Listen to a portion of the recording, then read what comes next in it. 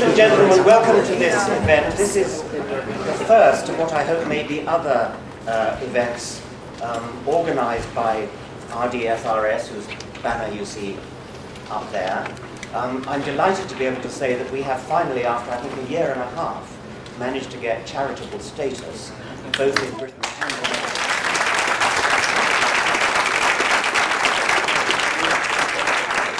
The lawyers told me that they have never had such trouble. Even then, we had to tone down, clean up our act on our website, no end, so that the second of those two websites is the one we had to remove from the foundation one there. So the foundation website has all the things that it's respectable. The real stuff is in the lower. It's very kind of Andy Thompson, Professor J. Anderson Thompson, to give this talk today. I asked him how he wished to be described, and he said, as a former redneck and shrink. He is in fact a practicing psychiatrist and an academic psychiatrist at the University of Virginia, which is a university that I hope to have some association with in the future. He's made a special study of suicide, religious terrorism. He comes to psychiatry with an interest in evolutionary psychology and evolutionary psychiatry, and he brings these insights to this vexed question of suicide terrorism. Andy Thompson.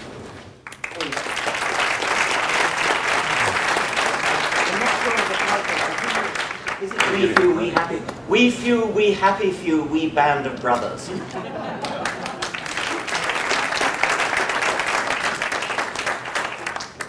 Last Saturday, Mahed Ashur, a 23-year-old young man from Nablus, was arrested in Tel Aviv. He had managed to get there with an explosive suicide vest. He was allegedly planning on creating havoc on Yom Kippur. On Monday, in Bakuba, in Iraq, a young man in a mosque blew himself up, killed 28 people, wounded 38 others. On Tuesday, near a dam near Lake Tartar, near Baghdad, 2 Afghanis in 2 trucks were stopped before they could commit a suicide terrorist act intended to flood areas around Baghdad. Also on Tuesday, a suicide car bomber killed 3 in Basra.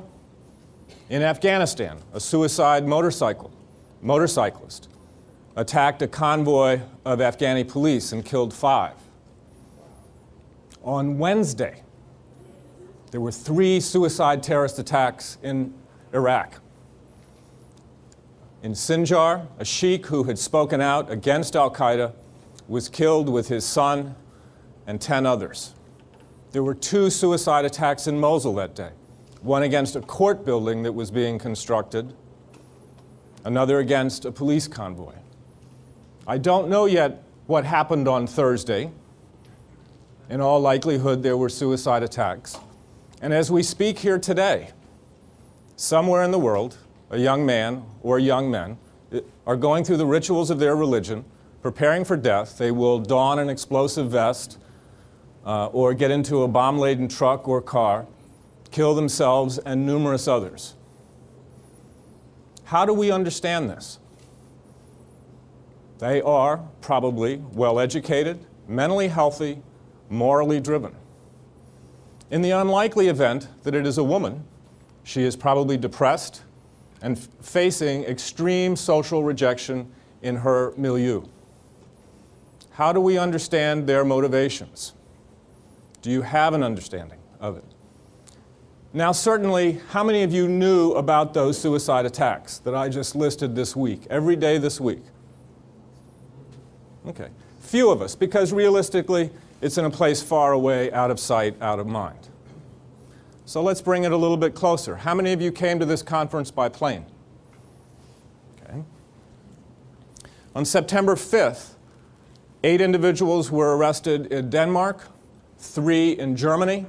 The allegations against the 3 in Germany were that they were going to conduct suicide terrorist attacks against Ramstead Air Force Base, but also against the Frankfurt Airport. How many of you have been through the Glasgow airport? Okay. In June, 2 men crashed a Jeep loaded with explosives into Terminal 1. Fortunately, the bombs didn't go off. They got out of the car. One of the men doused himself in gasoline, lit himself on fire, and screaming Allah Akbar. Both men tried to fight off the people that were trying to grab them. Kafil Ahmed was the young man who soaked himself in gasoline and ignited himself. 33 days later, he died, never having gained consciousness. His entire body was burned, with one exception, his genitals. The irony here is that suicide bombers, young men, have been stopped, okay, and their genitals are wrapped in tissue paper or towels, trying to protect them for the virgins in paradise. As Sam Harris has said, these people believe this. Okay. What do we know about Ahmed? A brilliant student, healthy, his life ahead of him. How did this happen? His accomplice was a physician, and I think when he goes on trial, we'll learn more. What I would like to do this morning is 2 things. One, to give you a brief history of suicide terrorism, to ground you in the history. And then second, and more importantly, to give you a formulation, a 3-pronged formulation for your consideration, so that when you hear about these, you'll, I think, have some idea of the psychology behind it. But before I start the main part of my talk, I want to thank Richard Dawkins for all of his work, for the foundation, for the opportunity to present here today, for his courage. Thank you, Richard.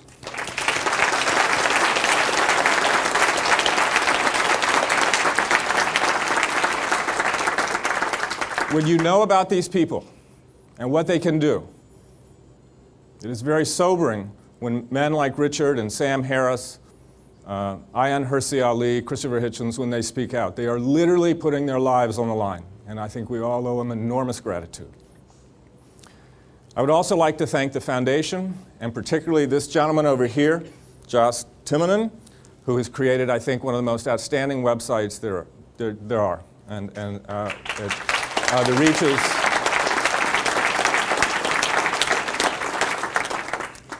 I also would like to thank, if Margaret's here, for organizing this meeting of AAI. And I'd also like to thank the staff of the Richard Dawkins Foundation for all their work. Okay.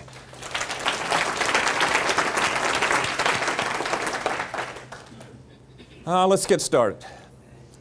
The ironies in the history abound. The original suicide terrorists were the Jewish zealots, the Sicarii, at the time of the Roman occupation, the 1st century AD. And it was the Jewish zealots, the Sicarii, that led to 2 uprisings, the destruction of the temple, and really, in a sense, came to an end at Masada. Fast forward 10 centuries, the Islamic Order of Assassins, the Hashashin, in northwest Iran, Shiites attacking Sunni. Okay, skip forward 10 more centuries, the kamikazes. It started in December of 1944. At the Battle of Okinawa in April of 1945, 2,000 kamikaze, thinking their emperor was God, recruited by Shinto and Buddhist priests, 2,000 kamikaze pilots attacked 300 U.S. warships, 5,000 U.S. military personnel were killed. It was something that contributed quite heavily to the decision to use the atomic bomb. Modern suicide terrorism begins possibly in 1981. Ironically, the bombing of the Iraqi embassy in Beirut, possibly ordered by Khomeini, we're not sure, but it might have been a suicide bombing. Certainly, there's no question, but what most scholars will agree on is that Hezbollah in Lebanon in 1982, the attack on Israeli barracks, was probably the first. We're more familiar with it with the bombing of the U.S. Embassy in April of 1982, and then, of course, the attack on the Marine barracks. And here we know the identity of the suicide terrorists. And as you can see, two young men in their 20s. Anybody, if Wolfowitz had known history, the idea that U.S. troops would occupy Iraq and be met with roses is simply so wrong, it's not even wrong. 1987, with a model bombing, exactly like the Marine barracks in Hezbollah, probably trained by Hezbollah, the Tamil Tigers begin their suicide campaign. They're best known for using numerous women. Approximately 30% of their suicide terrorists are women. Their campaign has gone on uninterrupted for 20 years. This young woman died about a year ago this month. 1994, Hamas begins their suicide campaign in Israel. 1996, the Kurdish Workers' Party in Turkey. We have the first, at least known and recorded, woman suicide bomber who was pregnant at the time of her attack. And then, of course, Al-Qaeda. Al-Qaeda begins in 1998. They may have attempted some in 97, but in 98, the attacks on the embassies in Nairobi and Dar es Salaam. And then, of course, September 11th. The biggest suicide attack in modern suicide terrorism history.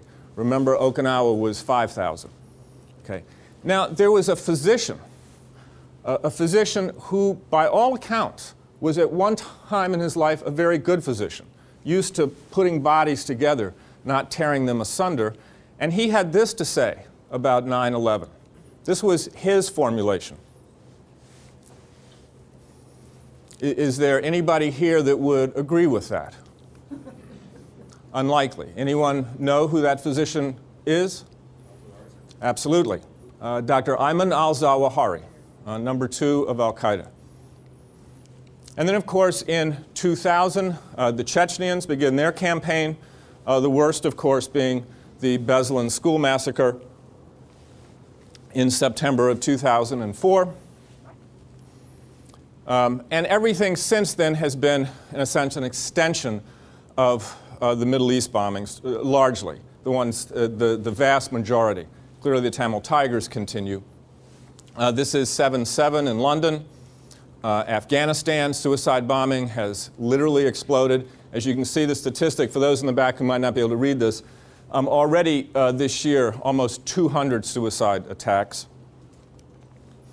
But the main victims of suicide bombing by Muslims are other Muslims. And this just gives you, again, some numbers. This is annual rates global. This is the whole world, 80 to 90, 4.7 a year, then 90 to 2000, 16 per year.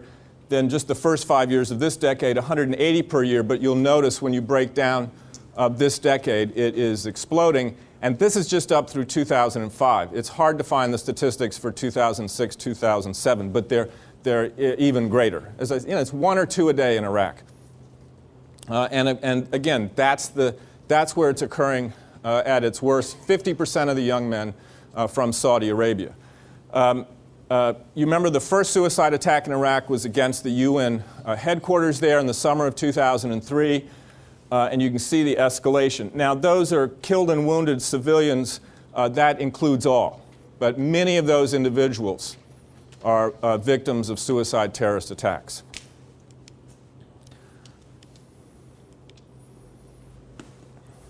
And I think this just sums it up. It has now far exceeded anything in history. Okay. So, how do we understand it? I want to now move into the heart of the talk, which is a 3-pronged formulation of suicide terrorism, which I give for your consideration. The first prong, male-bonded coalitionary violence with lethal raiding against innocents is as old as our species. It is even older. And this capacity is embedded in all men. Every man in this room has that capacity. The women are off the hook on this one. The second is that the capacity for suicide resides in all of us, men and women. It's an evolved capacity that can be triggered in certain circumstances. And there are really two kinds. One that I'll refer to as burdensomeness, and this seems to animate the women suicide bombers. And the second, retaliation bargaining, which is the motive for male suicide bombers. Then the third prong of the formulation, that religion is a cultural construct, a product of human minds, and that the cognitive mechanisms that make us all vulnerable to religious belief can be easily exploited.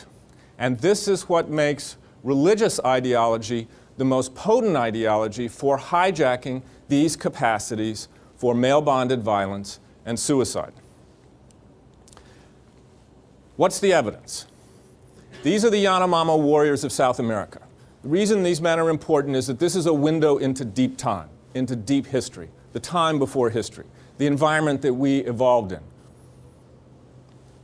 Up until the year 1500, two-thirds of the world, still small hunter-gatherer populations. This is the context in which our psychological capacities evolved. You have to deal with certain myths first. The idea that peaceful societies were common, sort of the noble savage, and that violent conflicts were infrequent, combat was limited, it's just a product of capitalism and patriarchy in the modern world. Because the reality is that war is universal and common. The hunter-gatherers, the environment that we evolved in, ruthlessly violent. What do I mean by lethal raids? Parties of allied men collectively seek out a vulnerable neighbor, assess the probability of success, and conduct a surprise attack. Again, if you look at pre-literate societies, 20 to 40% of the men die at the hands of other men in lethal raids. In hunter-gatherer societies, it's about 0.5% of the population per year.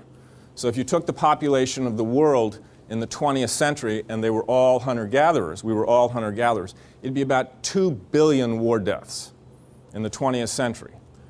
Everybody thinks of the 20th century as murderous. It was, about 500 million people killed in wars. But that gives you some comparison. Again, this capacity is not uniquely human. It occurs in other species.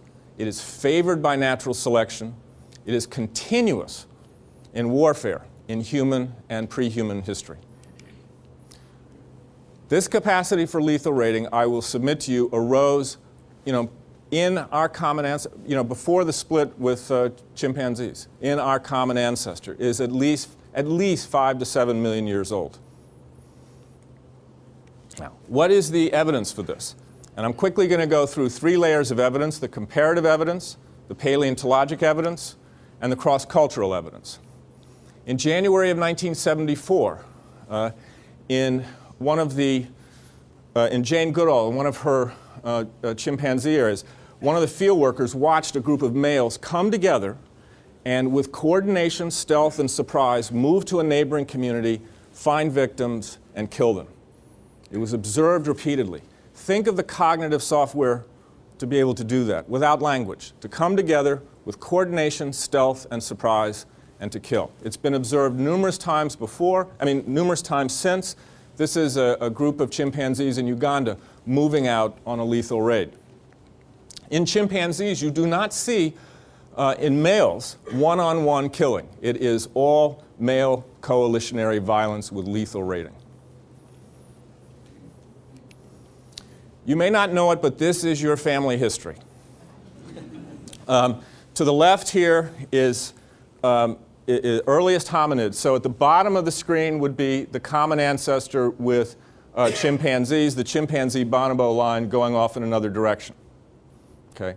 So if you find lethal raiding in chimpanzees, lethal raiding throughout the hominid record, I think that's suggestive evidence that it was in our common ancestor. And I think this says it far better than I could. The communication of the dead is tongued with fire beyond the language of the living. And what do we see in the fossil record? Over and over again, evidence of what is called conspecific violence, human-on-human violence. This is the bone bed in South Dakota, 500 men and children, no women of reproductive age, with clear forensic evidence of slaughter by other humans. One of the earliest graves of Homo sapiens in Egypt.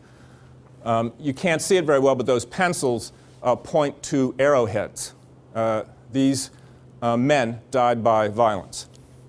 And what you see throughout the fossil record, and I'm talking, Australopithecines, Homo erectus, all the way through the fossil record, are cranial wounds. Male skeletons predominate in these kind of injuries, and primarily left-sided wounds, which you would expect from a right-handed species. Okay. So there's the comparative evidence, the paleontologic evidence. What's the cross-cultural evidence? There, as I said, if you look at the existing pre-literate societies, the rates of violence in men, 20–40% of men die. One of the most interesting studies is of the Yanomamo by Napoleon Chagnon, where he showed that those men who killed Unicoi had more wives than those who had not killed, and even more, far more children. So here was an example in the present, in the 1960s, of killing having a significant reproductive advantage, Darwinian natural selection. That capacity becomes embedded, or at this point, obviously reinforced. And again, if you look at any suicide terrorist attack, it is a male-bonded coalition. Okay, this is Muhammad Atta, one of the pilots of 9/11. Ziad Jarrah, the pilot of the plane that crashed in Philadelphia, was taken down, Flight 93. The 4 London bombers of 7/7. The Lackawanna 6 of New York, who were fortunately caught before they could carry out any attack. If the men in this room will think about their childhoods, okay, all of us as boys begin to practice the techniques of primitive war, coming together and conducting a surprise attack. If you think about your boyhoods, how many of you can remember that? Certainly. Okay. This is a human universal. This is a human universal. These capacities, are in our bones, and we start practicing them when we're just boys. Okay. And if you think about it, I think the nicest summary of this psychology is actually Shakespeare. We few, we happy few, we band of brothers. For whosoever sheds his blood with me today shall be my brother. Be he ne'er so vile, this day shall gentle his condition. If you read that speech, that's the psychology of male-bonded coalitionary violence. Said better than I think anyone ever has. Okay, let's move to the second prong, suicidality. There's two kinds, I think, burdensomeness and retaliation bargaining. And there's a phenomenon in nature where animals will kill themselves. This is just one, the Australian social spider. The mother gives birth, then turns her body into food. About 100 offspring consume her postpartum. Okay. There's phenomena in nature of copulatory suicide. But this illustrates how the capacity for suicide can evolve in organisms, including us. It also, incidentally, is, I think, one of the best illustrations of Professor Dawkins' selfish gene theory, where natural selection operates not at the level of the individual, but at the fundamental unit of life, the gene. And sometimes there is conflict between genetic interest and self-interest. So you can see that this capacity can evolve and become embedded in organisms. The burdensomeness kind is referred to as negative inclusive fitness, described by D. Catanzaro. Inclusive fitness are the copies of my genes in future generations. And this is the kind of suicide where an individual feels burdensome. Clinically, the individual feels burdensome. You don't get a warning about these kind of suicides. Suicide is an end in itself. The initial attempt is usually effective, and kin are often relieved. Okay. And if I'm a burden and I kill myself, and I've got 3 children, that's a net increase in genetic interest 50%. Okay. Clinically, these are usually older men who are failing, they give you no warning, they kill themselves. Okay. Interestingly, in the political arena, it seems to be reversed, and this characterizes female suicide bombers. This is Danu, the woman on the far left. She was 35 years of age. She had been the victim of gang rape in her society. She was therefore unmarriageable. She had no children, unmarried, unmarriageable. And she was the Tamil tigress who assassinated Premier Gandhi. This is the back of her head here, and you can see Premier Gandhi. She wore a suicide belt, appeared pregnant, came down, kneeled in front of him, and exploded her suicide vest, killed him and I think 14 others. But, it's a tragic history. Where we know the details of women suicide bombers, this is what you see. The average age is in their 20s, usually some kind of personal loss, but within their societies, they usually face some form of extreme social rejection. They've been the victim of sexual violence. Many of the women are rape victims. Of the Tamil tigers, raped by Sinhalese and Indian troops, so they're unmarriageable. Extramarital affairs, and families come to them, brothers, fathers, uncles, and say, you either kill yourself or we'll kill you. Divorce, infertility. Within their societies, this is usually the case, and they are depressed. And again, wherever you know the history, this is what you will find. This is Wafa Idris. On January 27, 2002, Yasser Arafat made an open appeal for women suicide bombers. It is on videotape. That night, Wafa Idris killed herself. She killed one other person and wounded about 140. What's her history? Age 16, she's married to a man 10 years older. She has a miscarriage shortly thereafter, goes into a profound postpartum depression. It turns out the miscarriage left her infertile. Her husband leaves her with the support of his family. She is living at home. She is a burden, feels like a burden. This is Wafa Idris and her mother. The first Hamas woman suicide bomber, Reed Riasha, forced to kill herself by her husband and her lover. This is Raid with her child. The black widows of Chechnya, not a whole lot of them are actually widows. They usually are people in their family have been killed. These are the Nagayev sisters. Amanta was one of the suicide bombers that took down one of the planes in August. Her sister blew herself up at a Moscow subway station. They were both infertile. Husbands had left them because of it. Their brother had been killed. The women who did the suicide bombing at the rock concert in Moscow, again, tragic histories.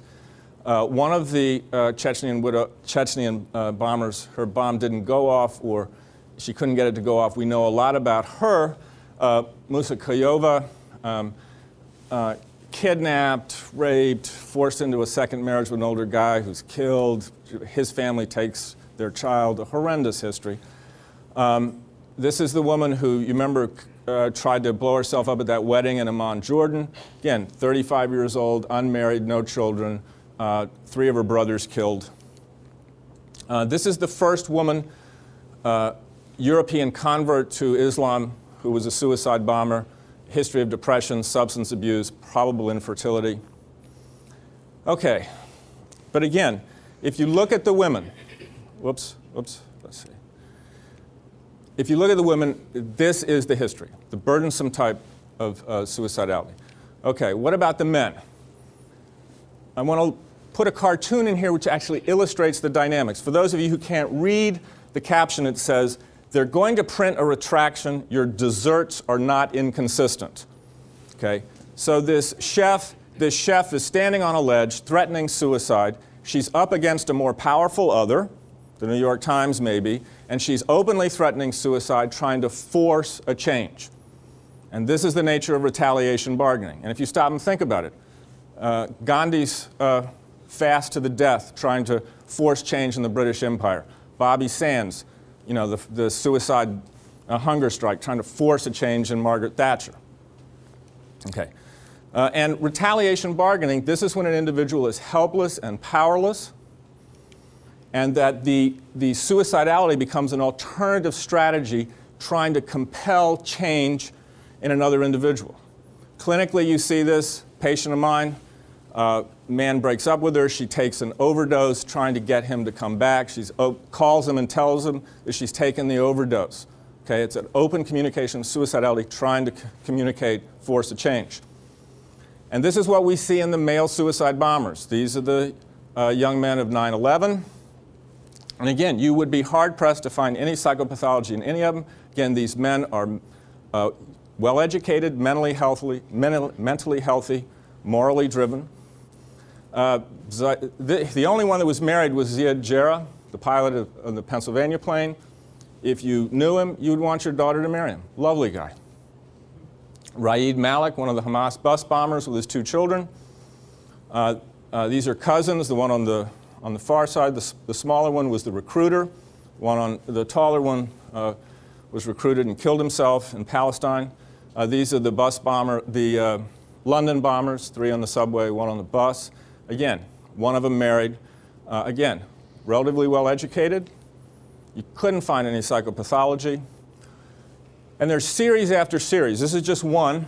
Nisra Hassan, who's interviewed about 250 families of completed suicide bombers, or the ones who didn't succeed. And this is what you see. You know, there's no psychopathology. This is Zacharias Moussaoui. This is the closest I've come to it. I had the privilege of working with the Federal Public Defender's Office on his case. He's the 20th hijacker, you remember, who wasn't included. And why? Because he was unstable. His comrades in Chechnya saw him as unstable, and so he was probably not included in 9/11 because he was unstable. And if you think about it, such a complicated mission is going to require stability, intelligence, and intelligence and education. What's the training? Focus on family humiliation, brothers sacrificing for each other, lures of paradise. And it's not just the virgins. If you are a martyr, you get to bring 70-some of your family. They get a direct pass to paradise. Living martyr final testaments. This also hijacks one of our capacities. Is when, if I say in my head, promise you I'm going to do something, that's one thing. But if I make a public promise, I'm more likely to do it. A public promise commits us. And this is what has led to the living martyr videos. It really commits the individual. They're more likely to go through with it. This is Ada and Jarrah's martyrs video. Notice the date, January of 2000, 18 months before 9/11. But this is their martyrs video. Now, the ones that I think realistically we're concerned about in the West are the terrorists that are coming from Europe, the United States even, who are in the West, outside of the Middle East. And what do we see? These men, again, culturally dislocated, educated, they become embedded in an idea of seeing themselves as a vanguard of a new Islamic order, drawn into the cult of martyrdom. They come to believe in a prophetic role in their parents' home country. The idea is that they're going to recover the dignity that has been lost. Generally, they are employed below the level of their education. Tremendous guilt about the failures of their home country. In some sense, tempted by the West and tortured by that temptation. If you're interested in a good essay, this is in the New York Review of Books, Carroll, September of 2005. Superb essay. If you're interested in a movie form, there are 2 outstanding movies that portray the psychology of suicide bombing. Paradise Now, which was made in Palestine by Palestinians, also the subplot in the in the well-known movie Syriana. Excellent portrayals of the psychology of male suicide bombing. One of the other things is that all of these interviews, these men are deeply religious, either from childhood, or if they weren't in childhood, they become, while in Europe, become deeply religious. Okay, let's turn to the third prong. This, I promise you, is not Daniel Dennett in disguise. I thought you would like that, Dan. But it's not Daniel Dennett. He's back here, if you'll raise his hands. Daniel, thank you. But this is a way to bring in how to understand religion. The way Daniel opens his wonderful book, Breaking the Spell, the suicidal ant. The ant that crawls up to the top of the blade of grass where he or she is eaten. Why would that evolve? Doesn't have that much to do with the ant. It has to do with a parasite, the lance fluke, which hijacks its brain. Okay? And I think that's the way you want to think about religion, is these religions are carefully structured that they hijack human brains. And how can they hijack human brains? Because they hijack cognitive mechanisms which make us all vulnerable to religious beliefs. And that all religious ideas are just, I think the evidence is there, byproducts of cognitive mechanisms designed for other purposes.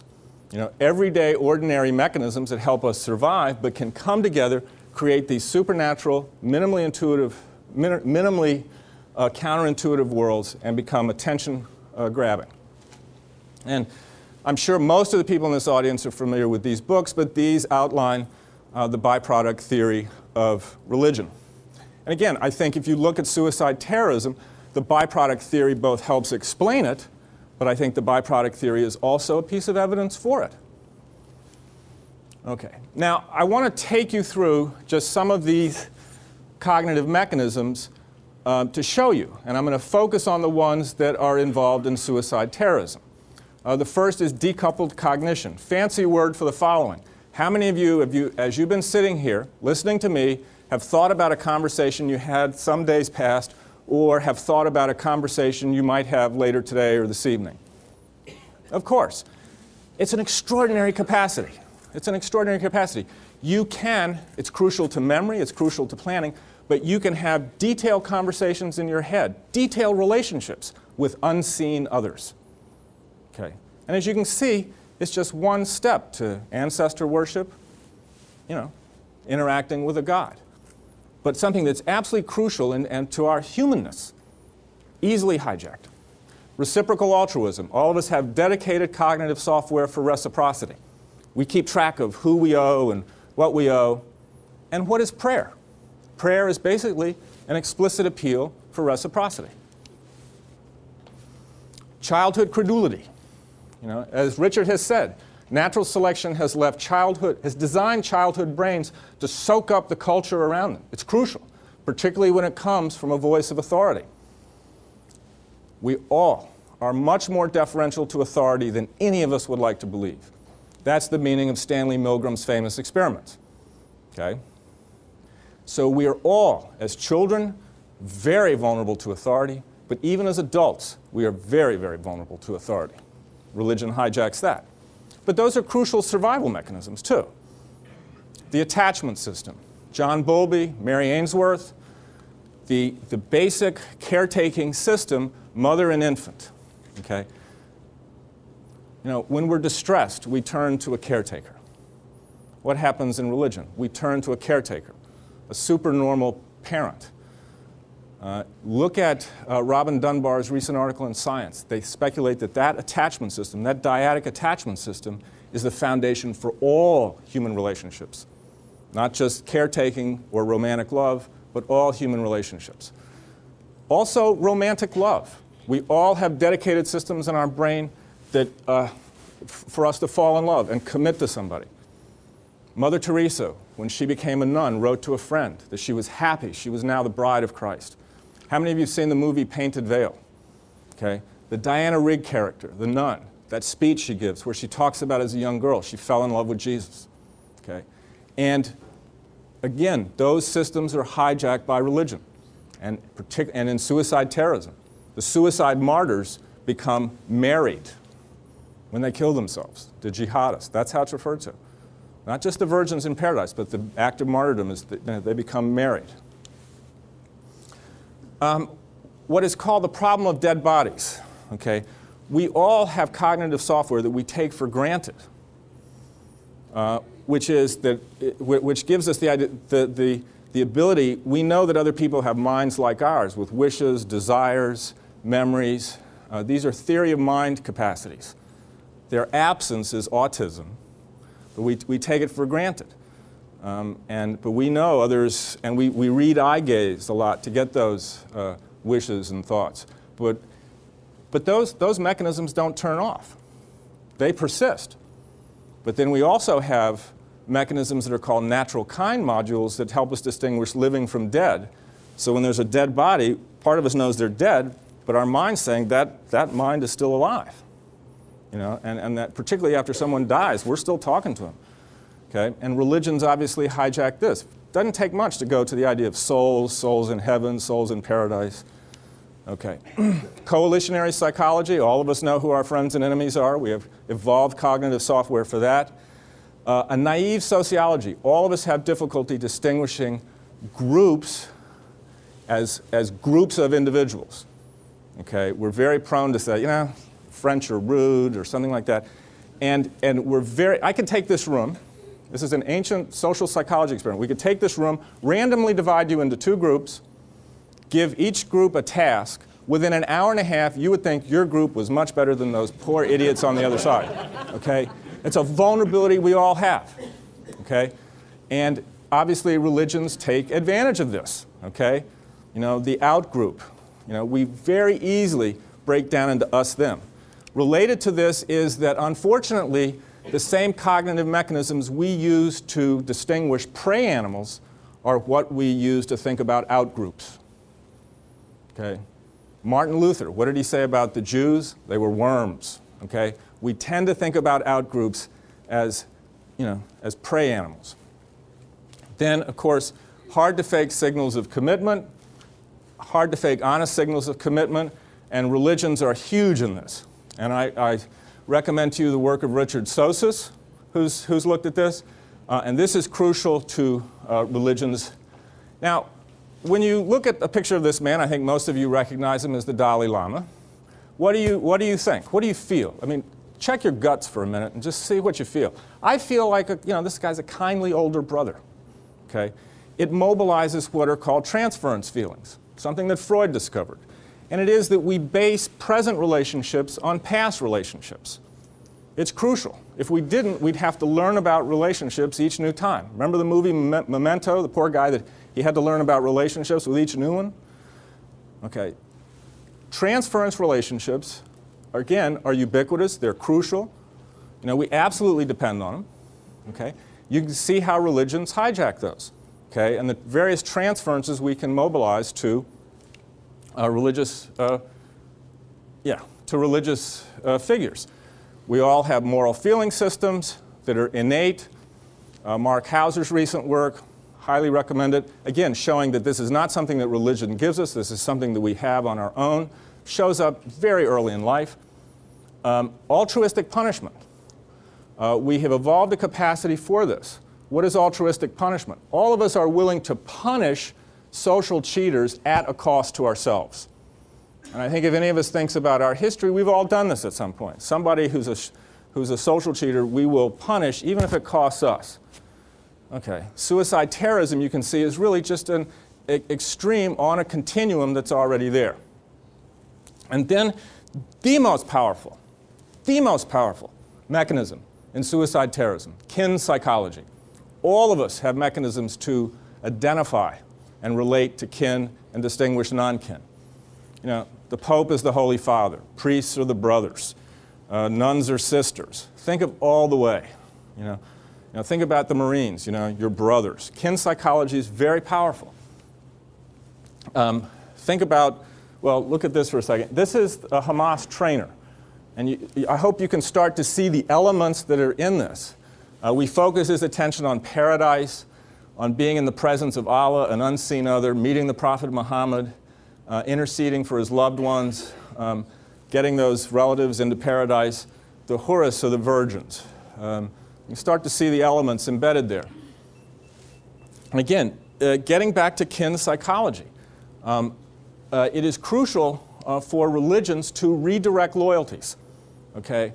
I will defend my kin far quicker than non-kin. So religions are very adept at redirecting loyalties. You know, think about Matthew, I think it's what, chapter 10? Jesus says, you know, he that loveth father and mother more than me is not worthy of me. Your enemy is in your own house. All religions work to break down basic kin loyalties and create pseudo-fictive kin. You know, and the brother terrorists, the new vanguard. And this is crucial both to generating religions and their effectiveness, but is also central to suicide terrorism. And that's why I chose Muhammad, this picture of Muhammad Atta and his sister. It is rare, very rare, that the families of these individuals know what they are doing, planning, or until it is done. And you will see public statements by family that are not what they feel privately. And this is, you can see the statement of one mother of a suicide bomber.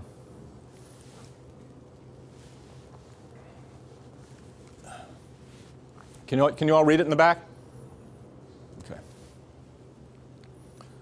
It's powerful. I would taken a cleaver, cut open my heart, stuffed him deep inside. Okay. Now, another thing is that most suicide bombers, there's a charismatic leader of some kind. And this comes back to another concept elaborated by Dan Dennett, the mere messenger strategy. If I were to stand here and tell you I'm a god, hopefully somebody would go out quietly and call the psychiatric acute service line.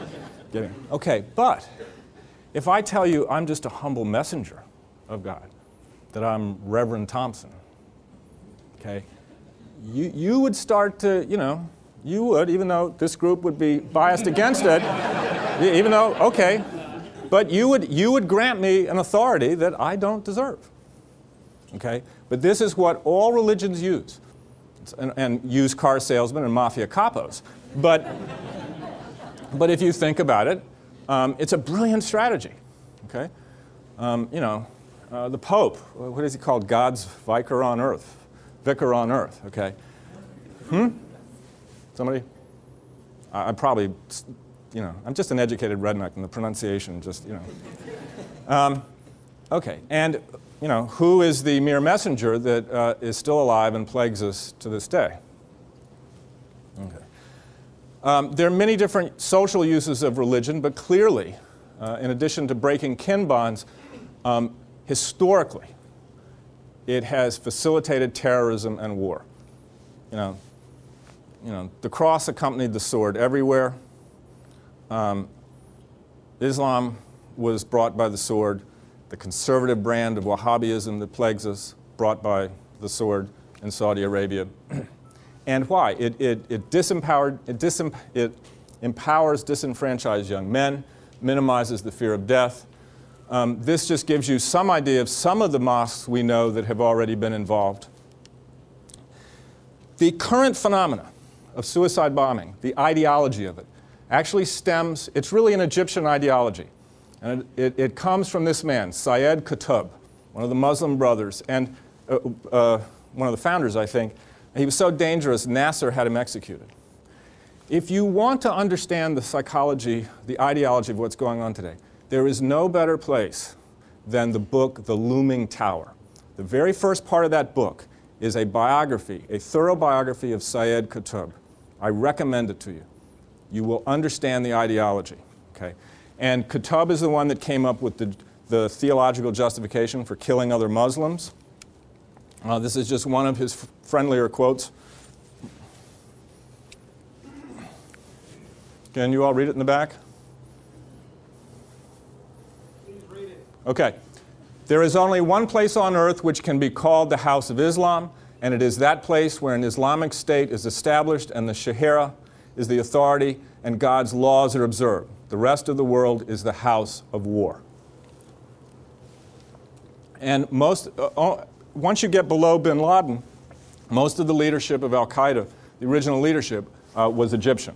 Ayman al-Zawahiri and most of the others. But if you want to understand the ideology, again, The Looming Tower, Lawrence Wright, extraordinary book, but particularly that first chapter. Okay. That brings me to the conclusion. Okay.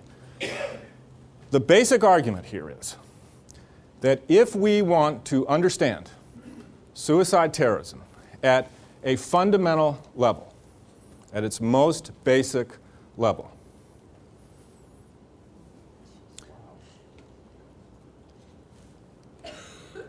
then we have got to face the horrors, some of the horrors of our evolutionary history and the murderous legacy it has left in all men. And we have to acknowledge the capacity for suicide that resides in all of us, men and women. And most importantly, we have to face the fact that religion is a man-made phenomenon, a dangerous man-made phenomenon, that because of its very design, it is the most powerful ideology that can hijack these capacities for lethal raiding, murder, and suicide. Thank you very much.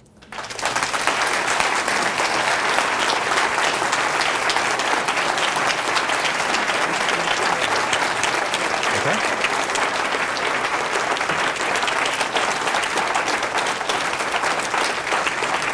Thank you.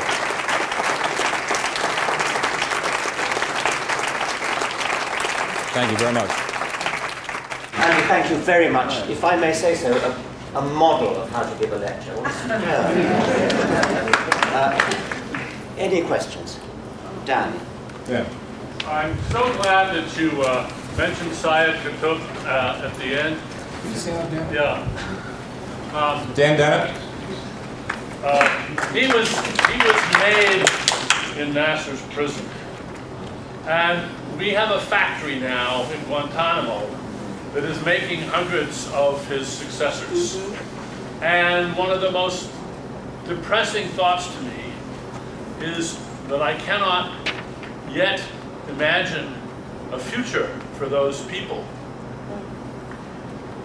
other than death that is going to prevent that.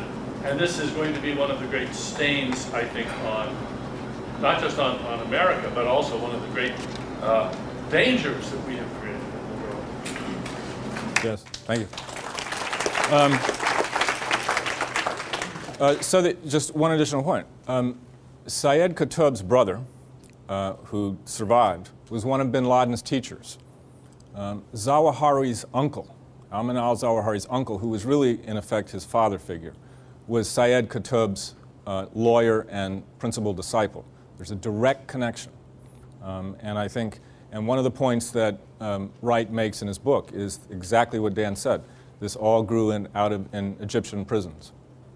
I think there was a question there. Since man is genetically predisposed to this type of behavior, as humans, what can we do to temper it? I'm not. The question is, since we are predisposed towards this behavior, what can we do to temper it? I think that is the task of all of us. I think education, honesty, good leadership. A little point that I think is nice to illustrate this. I had the privilege last night of talking with Ayan Hirsi Ali, and I asked her what allowed her to do what she did. It was so extraordinary. She said it was, to a large extent, it was education. It was when she was growing up, her mother didn't allow televisions, and so they were bored, and so she read, and it was education. She thought that was one of the crucial factors. And just to illustrate how human this is, for those of you who have read her book, if you remember, page 76, she came perilously close to dying of a suicide attempt. And if you read the description of her suicide, it is really a combination of both the kinds that I just outlined for you today. She felt in terrible pain and a burden to her family, and she was deeply frustrated with her mother. It's a very poignant description of what I'm describing today, and happened in a very human individual who mercifully survived and now, I think, illuminates our world.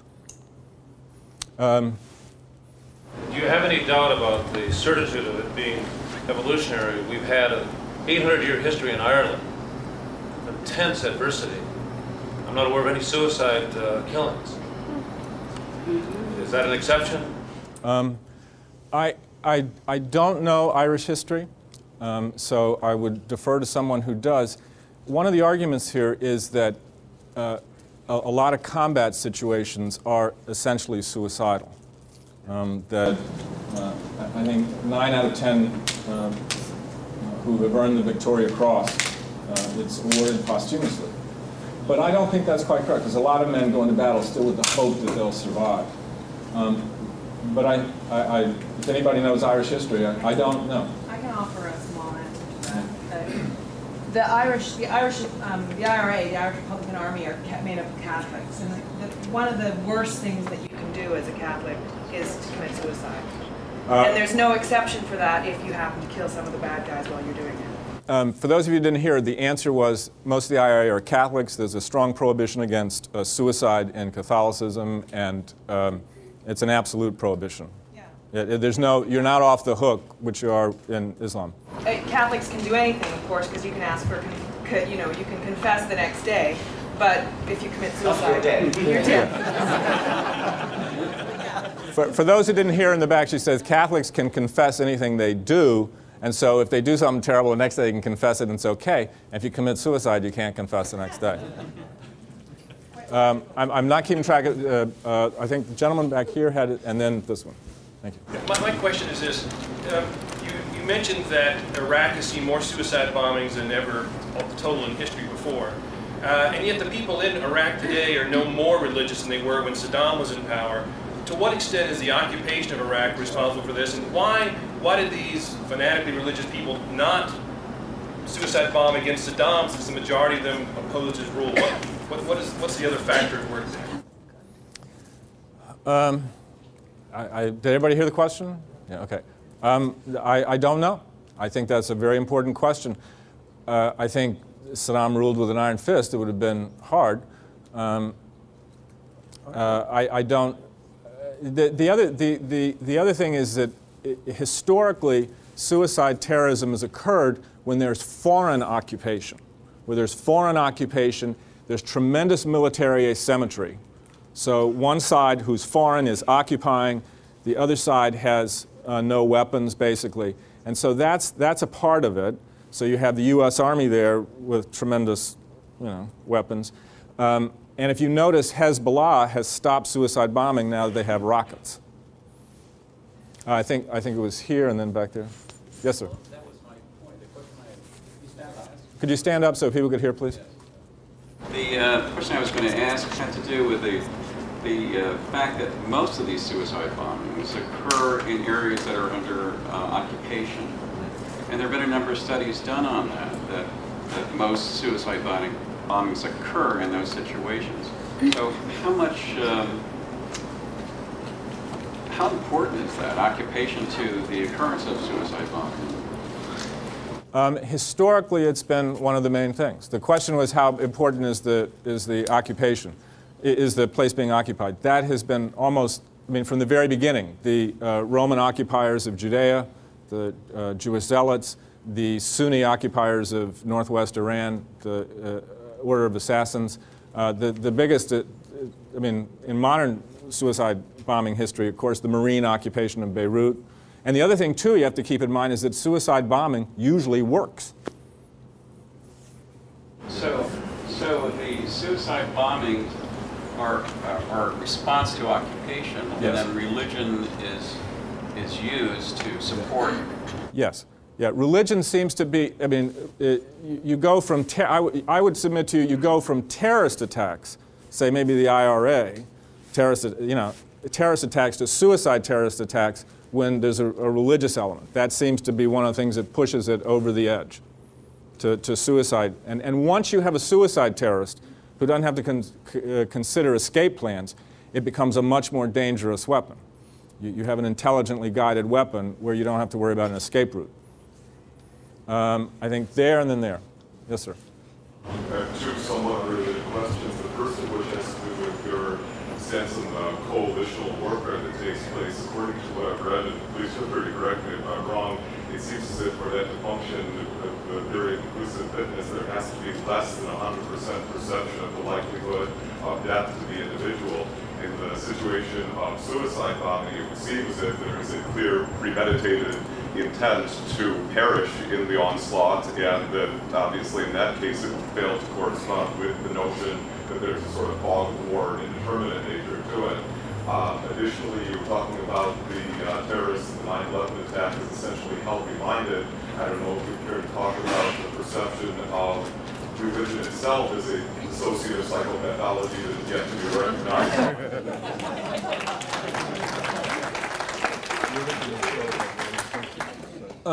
Okay. The first, everybody hears question? Okay. The first question was, and interrupt me if I don't have it correct, please, that the idea of coalitionary warfare is based on the idea that you're going to survive. So with suicide attacks, how can you have coalitionary warfare when you know you're going to die? What has happened is that the mind has been hijacked and you are operating as if you're going to continue to live, you're going to live in paradise, and you're going to be able to bring your family with you. So I think that overrides the fear of death. The second thing, the question is, should we consider religion a dissociative, delusional disorder? Is that? Delusional psychopathology.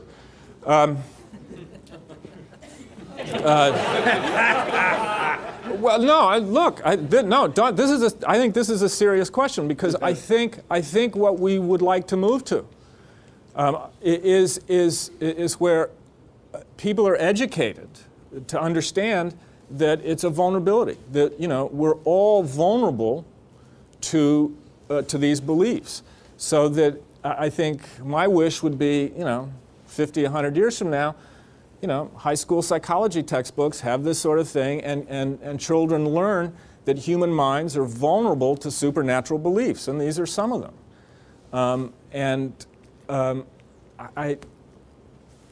I think that's where I would come down, because there is a difference between something like a religious belief, which I think is obviously potentially dangerous, and someone who has, say, schizophrenia, which is, a terrible illness of the brain, and is different, I think. Comment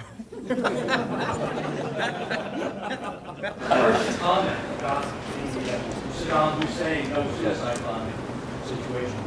Isn't it the case that almost all suicide bombers are Sunni? Even, say, in Hezbollah-sponsored suicide attacks, where they exploit Sunni populations to a large extent. And secondly, what kind of commentary? Oh, and the most aggrieved people in Iraq under Hussein were Shia. So the question, would you have any commentary about Scott Atran's position about Muslim suicide bombers? He would claim largely that paradise is irrelevant and that the most effective cause is grievance. Everybody hear the questions? Everybody hear the question? Not really. Okay. Okay. And correct me, please, if I have it incorrect. But the first question was about Iraq and that most of the bombers are Sunni, including Hezbollah. Hezbollah was Shia. The original suicide bombings in 82, 83, those are Shia. And yes, the suicide bombers now in Iraq are primarily, almost exclusively Sunni against Shia. And again, I think that right now the Sunnis have a more intense tradition arising out of Al-Qaeda. The Sunni, the Qutb ideology is primarily a Sunni ideology. And I know Dan's an Islamic scholar, so correct me, please, Dan, if I don't have this right.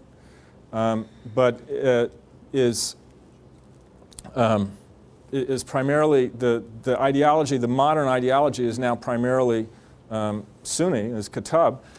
But that would be my my quick thought on it.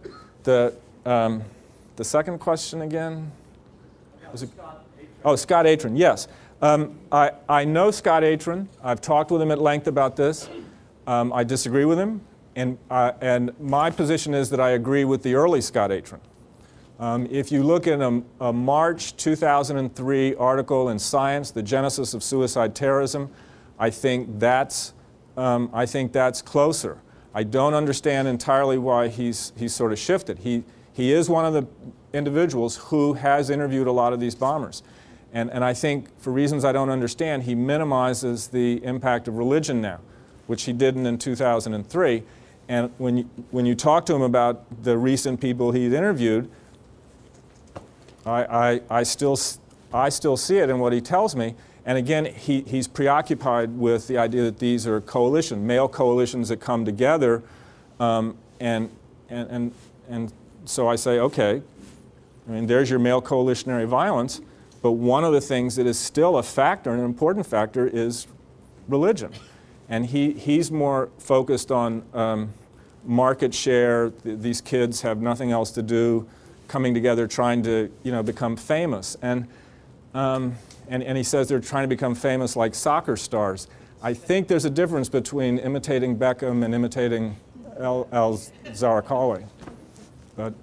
But if you're interested in this topic, there's no better article than Genesis of Suicide Terrorism, Scott Atran, Science, March of 2003. In the back. Can you comment on the role of the many madrasas in this picture of promoting a fertile ground for the hijacking of these cognitive mechanisms? The question is the role of madrasas in forming suicide bombers. Yes, it's terrible. And they've gone from 3,000 in Pakistan in the 1980s to 30,000 currently. They are funded primarily by money from Saudi Arabia. These young boys are kept all day just memorizing the Quran. They are deprived of an education which I think would liberate them. I'm sort of biased. I think Nicholas Humphrey has it right, that we ought to have in the UN Charter a fundamental human right that children be protected from religious indoctrination.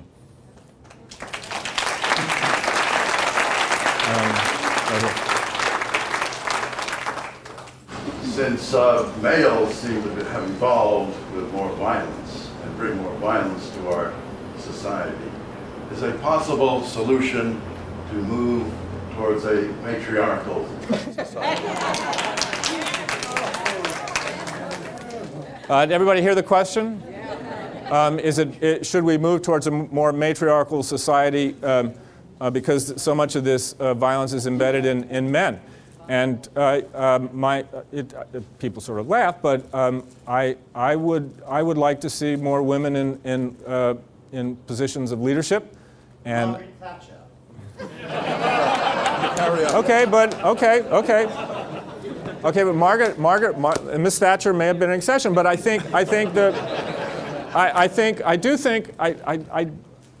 I'm open to disagreeing, but I think, I'd like to try at least. Are there examples in primitive societies where women are dominant, demonstrate more peaceful existence? The question was, are there in primitive societies where women have more leadership? I don't know the anthropologic history, but I think there was somebody back there and then here. Yes, sir. I'm Indaya from India. My question is, religion is practiced as a hereditary property throughout the world. The Catholic children are Catholics, the Muslim children are Muslims, Hindu children are Hindus, automatically without any consent of the children. Despite the children's charter passed by the UN. So is there a way out from this crisis? You see that children are not stamped as religious people as soon as they are born. The question had to do with children being labeled at birth in India, and Huh? In the whole world, okay, in the whole, but I think you're in the whole world. I guess my answer is to come to Professor Dawkins' talk tonight. No, I'm serious. Yeah, yes. I'm sorry, you were first then. When I was a girl, there were about 5 or 6 girls in our neighborhood, and we played warfare games up until we were about 12, and then we played Let's Throw Rocks at Boys Across the Brook together. Did it work? For those who didn't hear, up until the age of 12, she played war games with other girls. That is, my understanding is unusual, cross-culturally. Yes. I think that women just haven't been studied like men, because as an immigration attorney, I deal with these people from these Muslim countries. Where I really had my eyes opened was I had a young Muslim woman writing to an asylum interview with me. She was Palestinian back after the first Gulf War. And she started telling me about when Saddam Hussein bombed missiles at Tel Aviv. I mean, her eyes lit up, she became very animated. She had 2 young sons. I think if you look at the Iranian mothers who send their boys into landmines, it's the mothers who are inculcating these in their children. Same with Ayan Hirsi Ali. Her mother was the one, her father was gone, who did this to her. No, that's the mothers instill, some of the ideology, but again, Ayan Hirsi Ali's mother was not instilling, if I remember the book correctly, her taking acts of violence. No, but she probably would have with her boys. No, maybe, but no, I would say we need more research. But the interviews, what I've presented today is based on hundreds and hundreds of interviews. I mean, I'm not presenting this. What I've done for you is synthesize enormous amounts of material that's out there.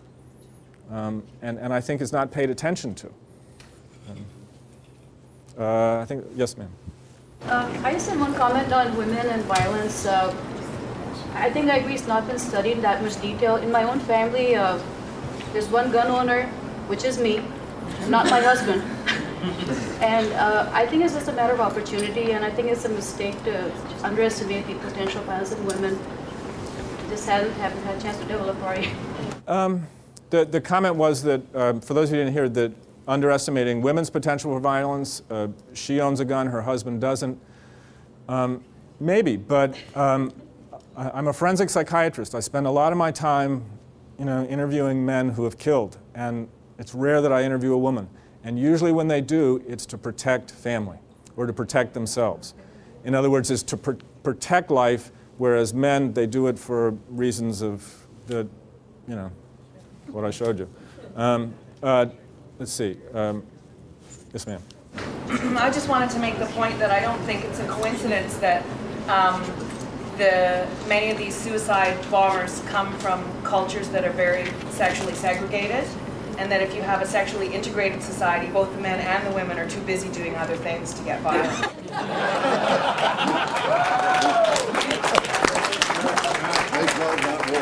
Yeah. Sounds like everybody heard the comment. Again, I didn't have time today, but I have a quote. Syed Qutb has quotes about the fear of women. Okay, and as Christopher Hitchens said in his book, the problem is not, the virgins in paradise. It's that too many of these men are virgins. And the Madras schools, they're separated early on from women and from the modifying effect of women. And that there's frightening stuff in Qutb about women. And if you remember Muhammad Atta and his saying in his last will that no woman was to touch his body. And so there is, I think in this ideology, there is a fear or a problem with women, and how it fits into this, I think, needs more work. I have just one more question. Yes, sir. Isn't the psychology of male coalitional violence and how to improve that part of our military training or anybody else's military training? The question is, isn't part of military training how to restrain coalitionary violence, or to how to enhance it. Oh, that was my wish, how to restrain it. How to enhance it. Yeah, well, but that's basic military training, is bringing men together, making them feel like brothers, and enhancing the capacities for, you never leave a wounded comrade. The Marines talk about the brothers. I mean, all of military training is trying to create a group, a band of brothers. Absolutely. But at times it is necessary. At least we don't do what the Spartans do. Well, the Spartans encouraged their armies to fight better together by basically forcing the homosexual relationships. That solves the fraternity problem and the Band of Brothers problem right there. Brilliant. I think it's time for lunch. Thank you very much for your attention.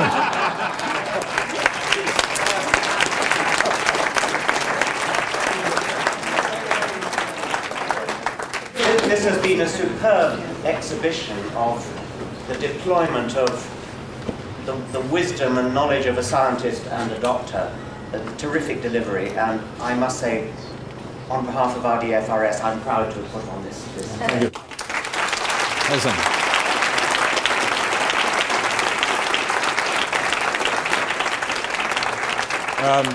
Thank you again. It doesn't get much better than being introduced by Richard Dawkins.